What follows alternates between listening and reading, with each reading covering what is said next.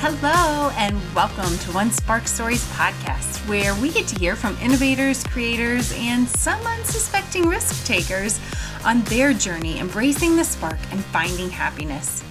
Our guest today may be one of the best examples ever of someone that has followed their passion and embraced the spark each and every time it comes. Tim Bernardi's story has really had as many twists and turns as some of the epic theme park projects he has been a part of. When I first met Tim, I knew him, I kind of got introduced to him as somebody that worked in construction project management with Mater Southeast. He had done incredible work with construction experience, Universal Creative, Walt Disney Imagineering, custom homes, yet as you'll see today, his path getting there to where, we see him out and about doing today has been anything but linear. In fact, it was a career that he almost quite literally stumbled into after years in hospitality and selling his publishing agency. Now, this episode is a must listen because I guarantee that you will, one, not stop smiling because it's just such a positive energy, and two, you will no longer think that age or industry can hold you back from living your dreams. Well, Tim, welcome to One Spark Stories. How are you? I'm doing great. It's exciting to be here, Katie, with One Spark Solutions and the One Spark Stories platform. I've always gotten a kick out of that. I've always enjoyed that entrepreneurial spirit and the fact that you take initiative to follow something that not only that's something that is an endeavor of yours, but it's obviously something you enjoy doing. So that's always kind of a kick. I really enjoyed that part of it. Well, thank you so much. It's been quite the undertaking, but a fun one, especially when I get to connect with people who clearly have a little similar spark. As I look around your background, just right away, I see the sign, the backside of water. I mean, is that not one of the greatest wonders of the world? So there are many parts of your story that I cannot wait to dig into, but I have to share, and I may have shared with you previously, we were first connected in that online community. And I remember knowing, okay, so my husband's a tradesman. Okay, so bear with me. But I'm like, oh, Tim, he's the OSHA guy. He's the safety guy, right? Like, I know that's where my brain went. For some reason, that was one of the first things. And it was during a challenge that was set in the group to have everybody share, who they are. What do you do? And what limited knowledge I had of your current role, I watched your video, and the first thing that popped on the screen was, I am a writer. And it gives me chills just talking about it, because oh my goodness, I have been going through especially in that moment, such my own journey of who am I? My identity had shifted. I left education. I had left another position. I was moving into the entrepreneurial role. I didn't know who I was or what I was doing. And so to see you own this side of you that I didn't even know, it was everything I needed to say, Katie, just be who you are. So thank you for that. And ever since then, I've been like, I've got to learn more about Tim. So if you just want to give a quick rundown of, who you are and even where you are today, that would be great. Well, I think my progression has been probably similar to a lot of different people's progressions. I think I'm fortunate in a very big way. A lot of my success has been based on dumb luck in many, many different areas, from the idea of going to school at the University of Kentucky and walking through the dorm and seeing a flyer stuck to a bulletin board with regards recruitment for the Magic Kingdom College program here in Orlando, and that goes back to 1982, to working at Valencia Community College in a student newspaper and learning a little bit about publishing and writing as far as that goes, and then being successful in the desktop publishing industry, running a small publishing agency, and then selling that and sitting around doing nothing. And one day, sitting at home because I'd sold my business and I'd done some success on it, and waiting for a movie to come on HBO, because it said on the HBO guide this movie was coming up. And when the movie came up, it wasn't the movie that was in the guide. So I turned the television off, happened to look at the newspaper, and saw they were doing a report on the progress of construction at Islands of Adventure. And I thought, well, that seems interesting. Let's go over there and see exactly what they've got going on. And the dumb luck of it not being the movie that was supposed to be broadcast launches me into a career in commercial construction, where I've been working for the last 25 years on some really cool stuff. So a lot of my success has been dumb luck, and I'm sure that a lot of other people's journeys have had similar occurrences along those lines. That is such an important thing to remember. I think back to when, we're planning out our life and our careers. We think we have to have it all mapped out. Uh-huh. And yet the minute you stop that big, intense map, and this is the job I have to get, moments like this happen, and you embrace that spark, that opportunity to go, let's see what happens. So that is really cool. And I can't wait to dig more into it. But I want to start by going way back to the start of young Tim and hear from you. Did you feel that you were an imaginative kid? What was young Tim like? Well, I was a precocious child, and that's probably something I haven't shaken off, even as old Tim, since we're talking about young Tim. But I was a precocious child. I was obviously very opinionated, and I was always somebody who was not shy about voicing his perspective on things, and also somewhat of a contrarian, as far as always being willing to jump into a debate or an argument. And that definitely, as a child, brought me forward, because when I was in high school, I was involved in interscholastic competitive high school debate and speech, and living on the North Shore of Chicago, in those suburbs up there. That activity was extraordinarily competitive and was very intense and very complex. And the people who became my friends are people from other schools through that activity. But the thing about that is learning that in high school, and learning about organization of thought, and learning about efficient expression of ideas and advancing those things, all those skill sets I use to this day, every day. And so if young Tim brought anything forward, it's the ability to use the bullet point function on Microsoft Word to organize thoughts and do things along those lines. But but that was part of what brought me forward, and that's something that I use every day. It's really funny, the parallels, aside from, well, what you knew as the Magic Kingdom College program. It had evolved to the Disney College program when I joined, but I see so many parallels in our stories, because it was a speech class I took in high school that is really what allowed me to start to categorize my thoughts and realize the power of words. I love words. I don't know, I love words, but feeling the emotion that you could change a room with what's being said, it definitely is something that is powerful.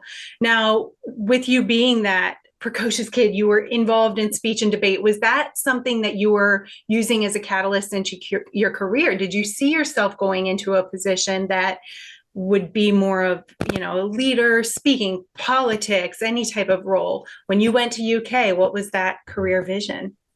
Well, that career originally was going to be political science, but I did get into communications, and I was in the communications college when I was accepted into the Magic Kingdom College program.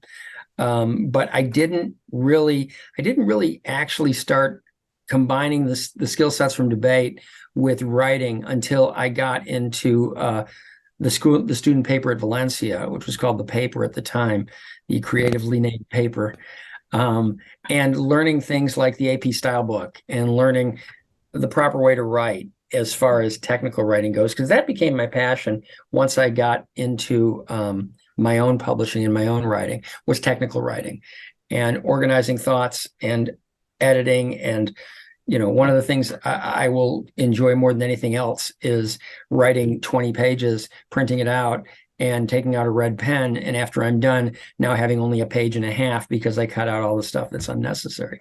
But I do have that passion for technical writing. And so the writing at the paper, combined with the organization of thoughts that I got from speech and debate, they kind of came together, and that's worked out pretty well for me. Yeah, that's fantastic. Now, when you started into your career with writing, was that something you took away? You went to the college program and you worked at Magic Kingdom. What were you doing down there? Actually, I want to back up to that. Killing hippos. That's awesome. You had one of the coolest roles possible. Very cool. So should we call you Skipper? You don't need to do that. But the backside of water sign that's over my shoulder there that you remarked on earlier today was a gift from my daughter. But I was a Jungle Cruise skipper in the fall of 1982, went back to the University of Kentucky for one semester, didn't care for that, moved back down to Orlando in May of 83, and then did Jungle Cruise and some steam train work for a couple of years at the Magic Kingdom. And that was a lot of fun for a young man in his formidable years. Well, and what a great role to get to use your voice in that speech and in that experience. I mean, I was in merchandise. I was selling, engaging with guests and working Oscar stroller rentals over at Hollywood Studios. So a lot of interaction, but you definitely were commanding the show for Jungle Cruise. So I can see where that would have fit in. Now, when you were living in Florida, that's when you started your publishing company. Tell me more about what led you to say, or your magazine, what led you to say, you know what, I think I want to do this. You clearly have a knack for writing and loved it, but where did that spark come from? Well, what was interesting about it for me was I was there at Valencia during a transition, and the transition was how things were published. Originally, when I first worked at the Valencia student newspaper, we were doing layout by hand. We were cutting out photographs by hand and laying out the pages, which were then shot to negatives and printed off the negatives. But what happened in there around 1986, 87 was Macintosh came out with their Mac computer. And Aldous PageMaker was the name of the software that came out. And that's what introduced desktop publishing to the world. The concept that on a small computer that sat on my desk, I could do not only publications, which I did, but we're talking newsletters, flyers, forms. I got very into resumes and resume designs in the late 1980s and early 1990s. And any type of print media. I was doing menus for restaurants, etc. It was very successful because you could do it all in-house. Mm-hmm. And by doing it all in-house, the efficiencies were fantastic. I had my little Macintosh SE computer that is smaller than most laptops right now. And I was producing a publication called Orlando Service, which was a complimentary publication for people who worked in the hospitality industry. So we distributed probably 2,000 copies up and down International Drive and 192 to the different hospitality industry workers. And I got a real kick out of, not only because of the publishing aspects of things and learning the skill sets that came with that, but on top of it, I got to know South Orlando and the tourism industry, and that was in the mid 80s to early 90s. And that was an incredibly cool time in Orlando. So I enjoyed that immensely. The publishing, the desktop publishing thing was really cool. And one of the things that happened when I got into construction was in 1998, I was blessed to work on the attraction Men in Black Alien Attack at Universal Studios. And as those people who've ridden the ride know, you go through a street scene in that. And sitting in the window when they prop out the sets, sitting in the window of what I believe is an antique shop right there on the ride is my Mac SE computer that at that point in time was 15 years old and obsolete. And it's sitting in the window of the antique store at Men in Black Alien Attack.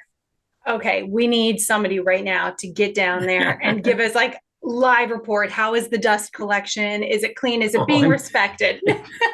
I think the dust collection is probably pretty obvious, but I always get a kick out of the fact that it's there. Yes. It's sitting in there. Well, so that's kind of neat.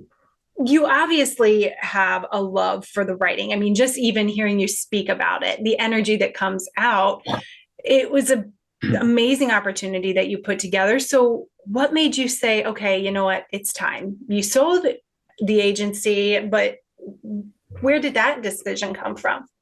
Somebody came and offered me a bunch of money. I was still like in my early 30s. I didn't want to assume, but it sounds like a good offer. and the money was something like I'd never seen before. And so I said, sure, I'm going to go ahead and do that. I did continue doing things like writing resumes, and I still used my technical writing skills, and I pursued some other opportunities.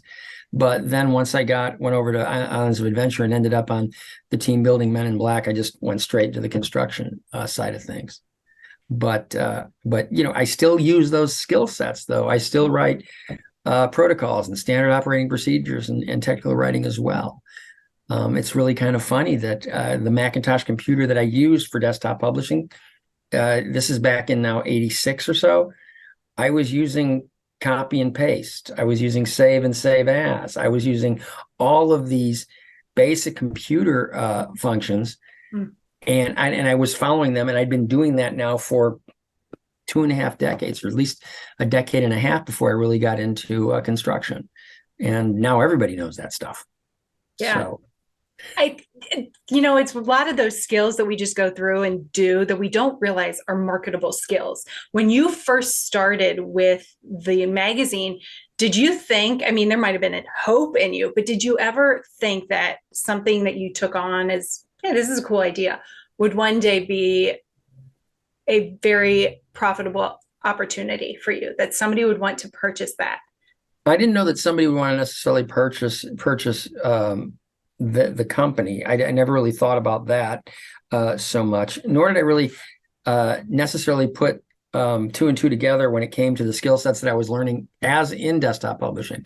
In fact, when I went over to Universal that day to apply for a job, they sent me to a temp agency because they saw I was looking at a clerical administration. They saw that fit for me.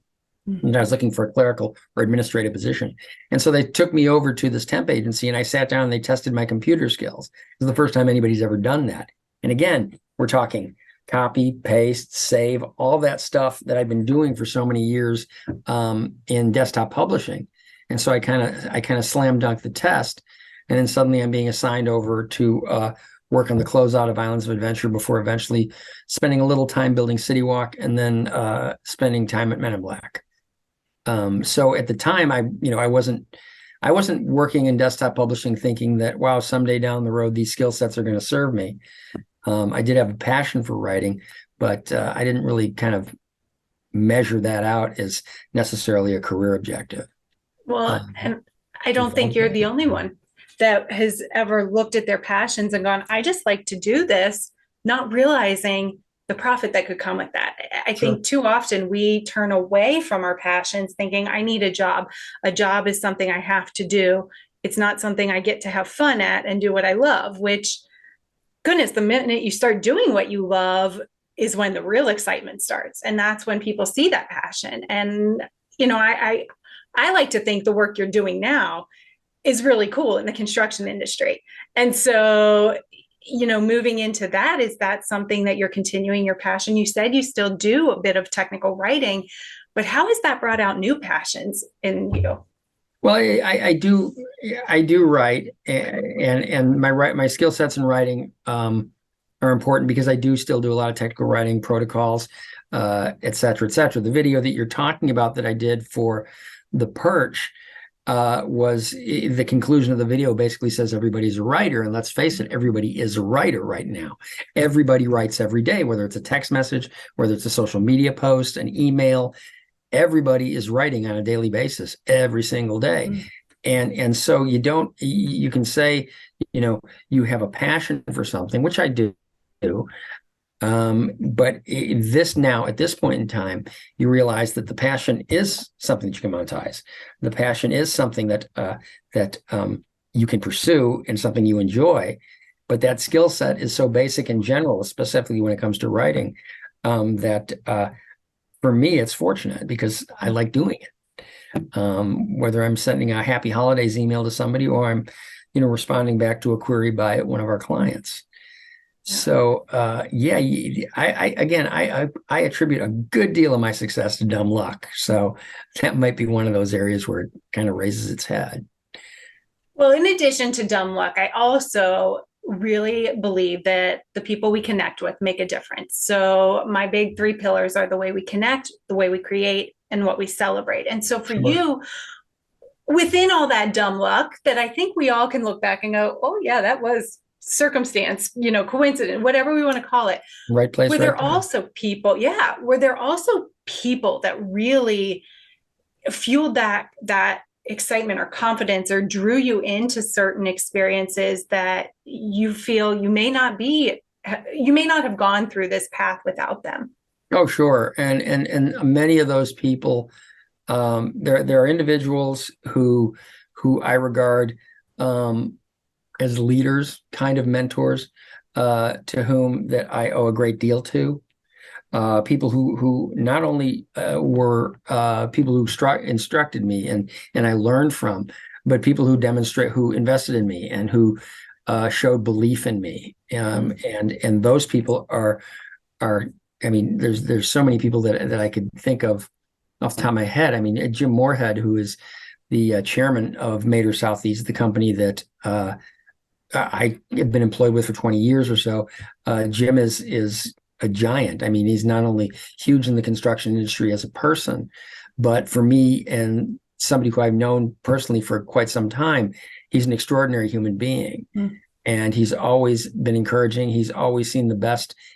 He's always seen what I can do and has said, yes, go do it. That's great. My current executive team, Randy Raymer and Adam Eckelbarger, are two people also who've approached me the same way, where they've expressed great belief in what it is that I want to do and what it is that I want to pursue and shown great faith in me, those types of things. The story I tell was the November 2021. One of the things I do here is I'm the facilitator of the Construction Safety Peer Group of Central Florida. Now, Construction Safety Peer Group, it consists of contractor safety managers. And what we do is we all work together on different jobs, but we cross paths constantly. So the peer group idea was we would all get together once or twice a year in a very casual format. We would talk about upcoming events. We'd talk about training opportunities. We'd focus on a specific topic, maybe have a guest speaker, and then we do like an hour roundtable. But the important part of it was not necessarily the specific content of the meeting. The important part of it was that we connected, that we always connected, and we kept this network together. And what was great about it was if I ran into a problem on a job site that I couldn't figure out how to manage, say, a hazard or something, I know I could pick up the phone and call one of these guys and say, hey, I'm facing this. What would you think? And we would share that information, even if it was one of my competitors, because the basis of the peer group is worker safety transcends competition. So that's always the way we did it. Well, we've been doing that since around 2015, 2016, once, twice a year get together. And then when the pandemic happened, it became a situation where we couldn't do it because we couldn't get like 40 people in a room because the risk was too great. And so we tried a couple things. We tried Zoom meetings. That didn't kind of work out quite as well or as efficiently. But then in 2021, it was about June of 2021, I wanted to really light a fire under it again. So I went to my CEO, Adam Eckelbarger, and I went to my director of operations, Randy Raymer, and I said, look, here's what I want to do. And so we got to the Rosen Plaza Hotel, and we decided we were going to have a breakfast. And we were going to bring all these peer group people into the breakfast. We were going to have reconnect. We're going to be talking about different safety organizations and other construction organizations, get each one of them up 5 minutes. They get to talk about what's going on with them, just to bring the community back together in a really, really nice event, breakfast and all this stuff. We had all kinds of handouts, and it was a really fantastic event. We had a keynote speaker at that event who was really, really good. His name was Dan something or other. I don't remember his name. Dan somebody. I don't know. I think he worked at Fun Spot or something. I don't know. It's Dan Cockrell. That's the guy's name. Oh, weird. Now I feel like remember him. I've heard that name before. He's a good guy. He's a good guy. But we got together and we had this great event. And when I talk about people who believe and have faith in me as far as my mentors and leaders go, they listened to the concept. They said, yes, go. And I started putting this together. And not once between the time I proposed it and the day of the event did they ever stop and ask, how much is this costing? Not once. And when you have somebody who's willing to invest that much faith in you for something that costs thousands of dollars without even asking for a budget or anything along those lines, I mean, that elevates you. That makes you feel important. That makes you feel essential. And that's the kind of dividend you pay when you put yourself in a situation like the one I'm in. So I'm blessed by that. Because I'm thinking back and, Dan has been an incredible force, and just the conversation he has shared in person on this show, he definitely is that people first leader. His dad, Lee Cockrell, very similar. Lee has definitely had some pivotal statements to me over time. His two biggest, he told me, don't justify, just be. So very much to what you said, like, I am a writer, just be who you are. And the other, find happiness. And I think when you surround yourself by people that truly live and lead that way, it makes a difference on your outlook. Sure. Now, I hate to go all Debbie Downer here, but I can't imagine that one would be so lucky to constantly have those type of leaders in their life. And I know well and good that not everybody listening is going to be like, oh yeah, I've always been surrounded by people like that. What challenges, or how can people face that reality that not every leader is going to give you that confidence, that energy, that trust to move forward? Have you experienced that, and how did you move through that? Well, I think, first of all, part of it is deeply personal and maybe unique to my journey and the way I've carried myself, as far as how I communicate and who I am. I've been blessed with the fact that people that I've been able to explain myself to people, or at least present myself, maybe I should say, as being a little creative and being willing to show some initiative and show some spark on some things. But one of the things that always worked for me, especially in a team environment, and I go back to Men in Black again. I was a document control specialist on Men in Black, maintaining all blueprints and specifications and things. And one of the things I had at the time was an abundance of time. I was an hourly employee, but I would still come in at 6 a.m. and I would stay until 8 o'clock at night and still only charge them 8 hours. I would go that extra mile. And in front of my desk at a giant cubicle, which was kind of a technical library, in front of my desk, I posted a sign across the front of the desk, and the sign said, "Just ask." And consequently, as a result of that, I had that reputation where if somebody needed something done, they would come to me and say, "Hey, can you help me out with that?" And I'm not going to say no. I'm going to say, well, let me take a try at it. If there's something that's completely out of my league where I feel as though I just don't have the technical smarts, so be it. But one of the things I've done is I've been willing to step up and do things that I know is going to help someone out. And I try and measure that on almost a daily basis, that I'm touching somebody's operation and that I'm giving them some positive. And I ask myself, when was the last time I did something for Mike? Or when was the last time I did something for Donald? I keep that in my mind. I try and push that forward. At Mater Southeast, besides just being the safety guy out here, I'm the guy who lays out the ads. And again, that goes back to my desktop publishing experience. I'm the guy who is the liaison to the Associated Builders and Contractors. I'm the one who puts the entries together for our construction excellence in construction awards every year. Our CEO Adam is a very generous person when it comes to community stuff, community service, and things like that. And Adam came across an organization called Dave's House. Dave's House is a nonprofit in Orlando that provides supportive housing for people with serious mental illnesses. Now, Adam ended up on the board of directors for Dave's House, and he and I actually, he called me a couple of times, said, "Can you go to this function for me?" Adam has a family with small children, and I went to a couple of these functions, and a couple of days after the second one, I walked into his office and I said, "Dude, you don't have time for this. You just don't have time to do this." And what their expectations are. I said, "Let's go ahead and do this. Let me go ahead and move into your slot, and I'll go ahead and sit on the board of Dave's House." And you're extending that to someone who is, somebody that's your report to. And, by doing that, you're making a contribution that has value, but it also assists somebody else, even if they're on the same level as the org chart as you, or even if they're a little lower on the org chart than you are. By extending yourself that way, it certainly it distinguishes you within the model that you're working in. And it pays rewards. It pays dividends, not just because you're making someone happy, but because you're doing something and getting involved with something like a Dave's House, or like the Children's Safety Village, or like the peer group that I had started.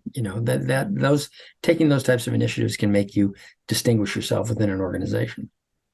You are nailing it. Yeah. And you definitely lead with that servant mentality. What can I do to serve others within the scope I'm qualified, and where can I maybe personally grow and help others as well? So that is very sound and I think doable advice that, you've learned and proven to be effective. And So, I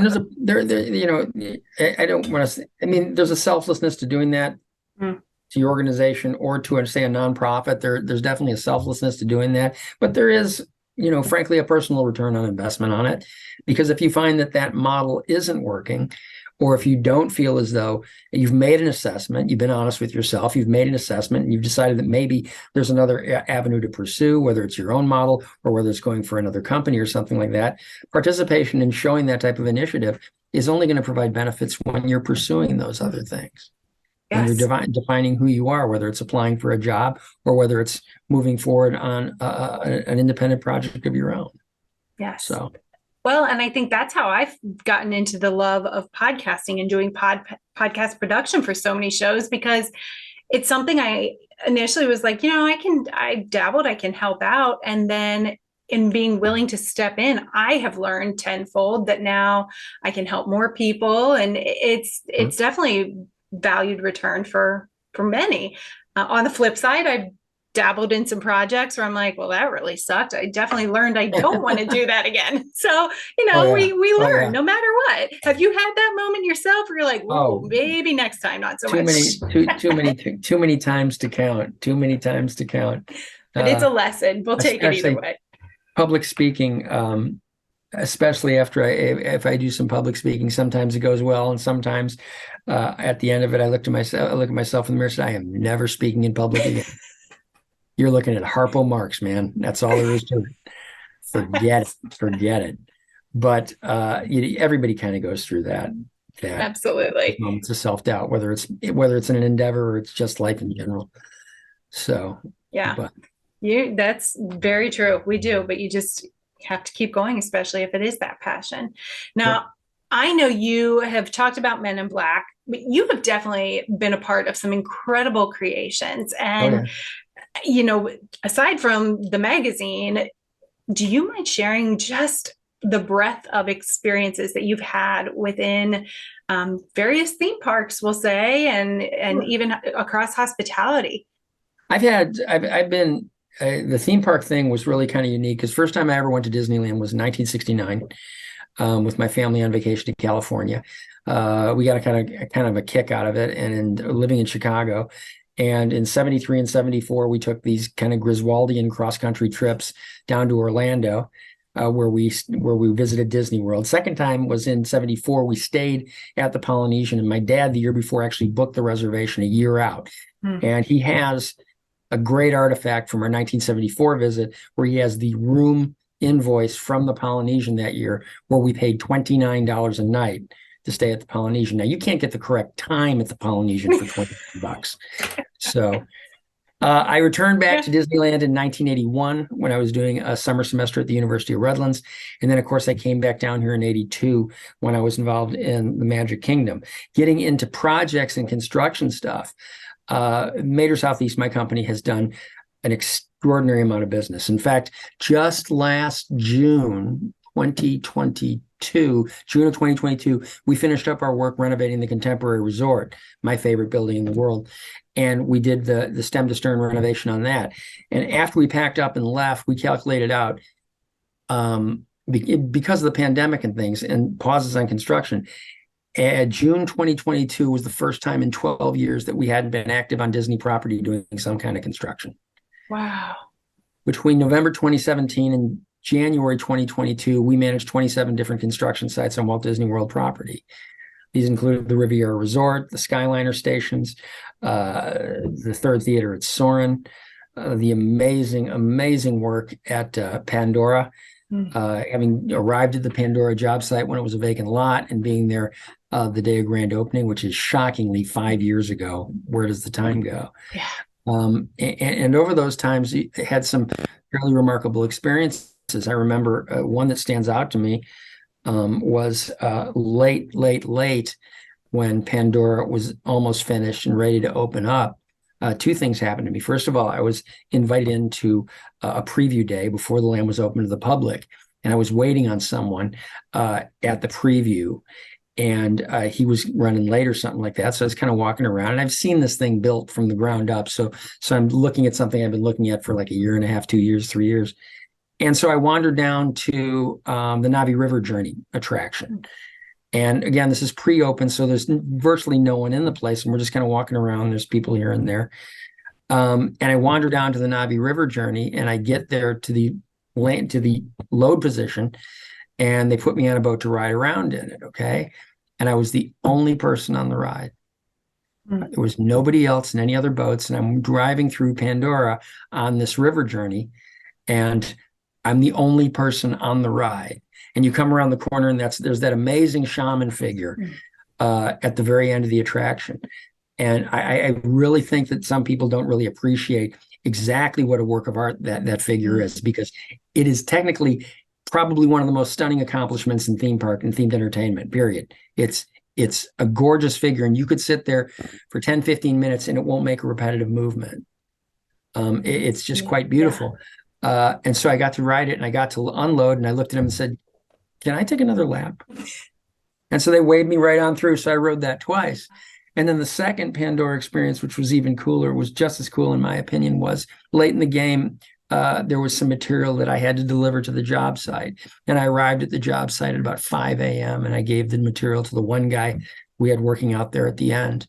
And my truck was parked out there where it was okay, I guess.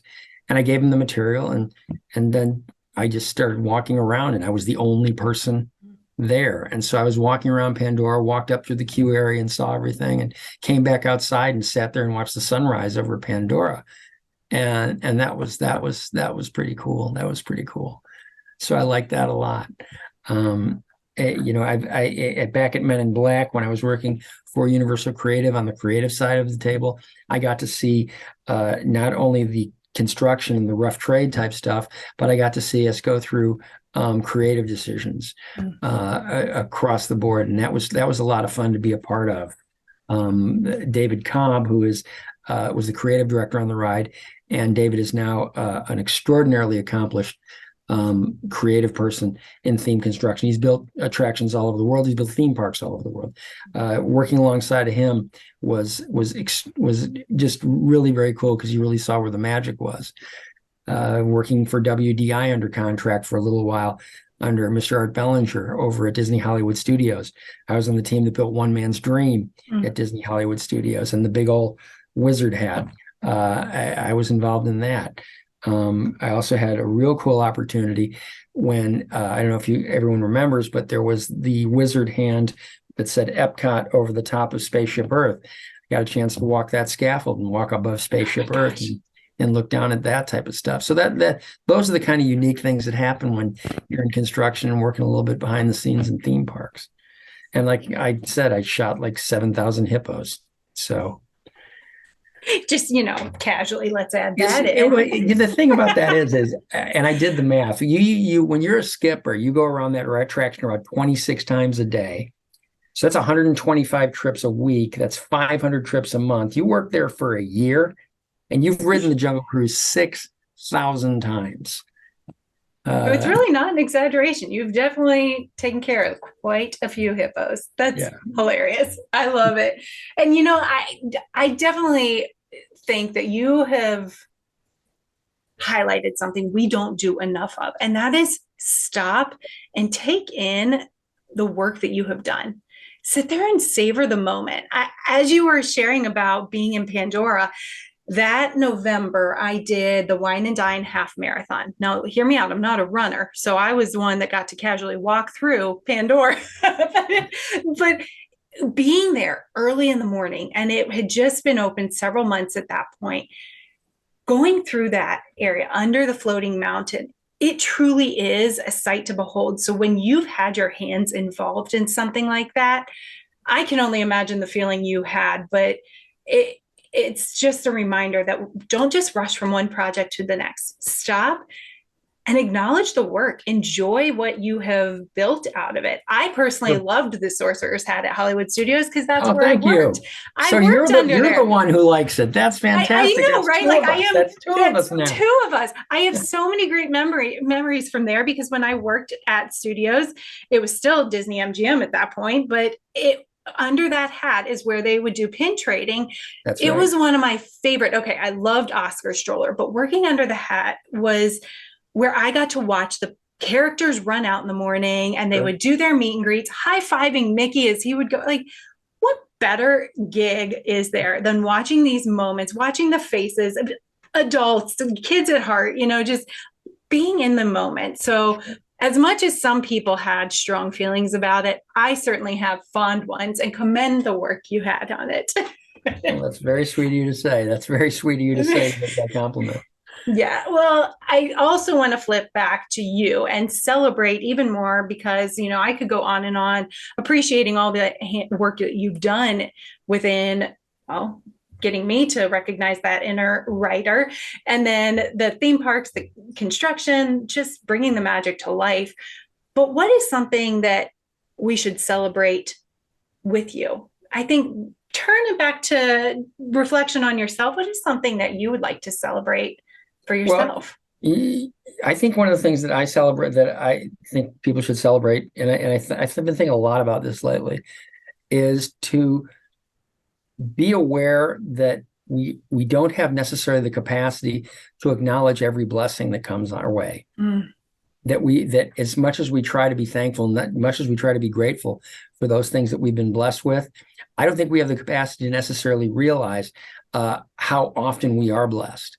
And if we accept that, if that's accepted, that we just don't necessarily recognize every time something positive or some kind of a blessing happens to us, then we have to accept the fact that when we're assessing ourselves in times where we're not feeling fulfilled, satisfied, when we're feeling depressed or upset or just a little bit lonely, realizing that we're making an assessment of only part of who we are.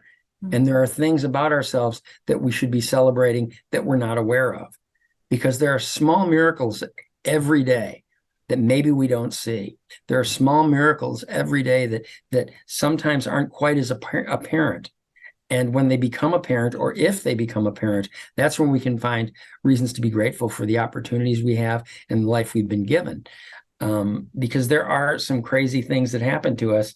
And I'll share this story with you because I've got so many stories regarding the parks.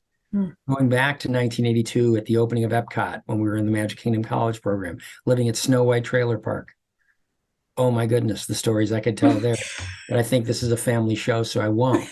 But I will share this story with you because my beautiful wife, Barbara, who I love with all my heart, was also a Disney kid. She worked in characters for years and years and years. She performed in characters across the country. She's ridden in Walt's plane, all right, which is, I guess, an honor. But for me, plane that old, scary as hell. It seems like, yeah. Okay. Well, go you. But she also was kind of a scrapbooking person. And Barbara and I met in 2001, and I worked in guest relations at Epcot in 1986. Well, Barbara's a scrapbooking person, and she's got pictures of everything she ever did, and et cetera, et cetera.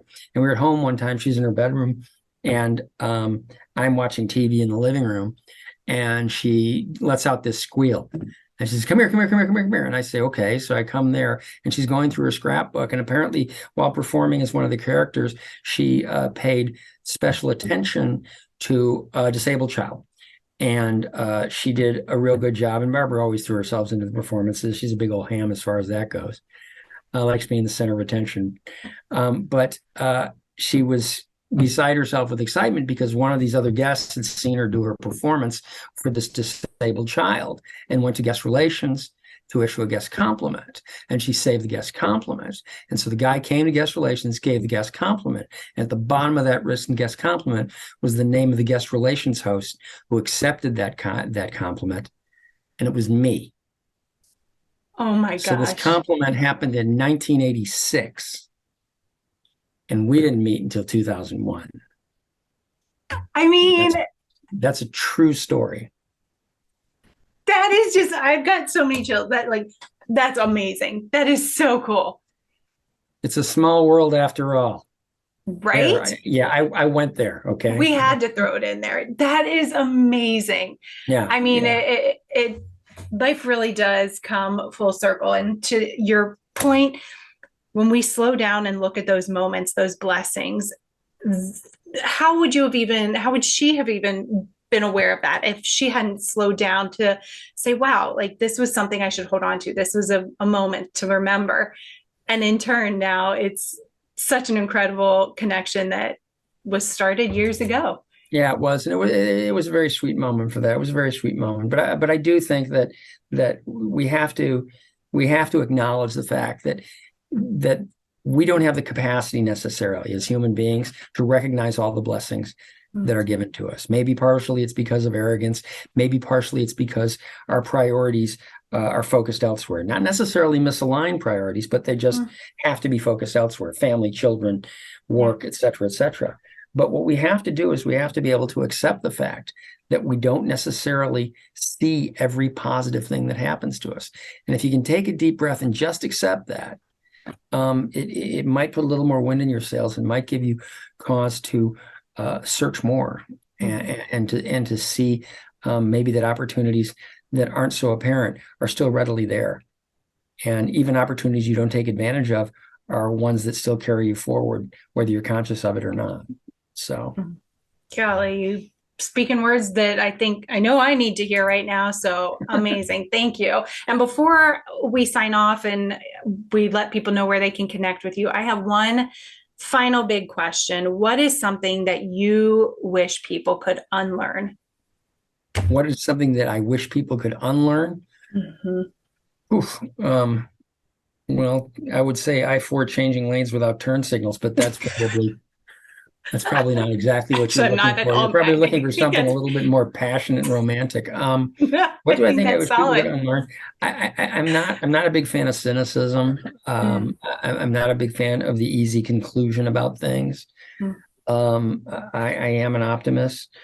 I guess not to be cynical and not to be quick to judgment. And I guess at the best, that's what I could say.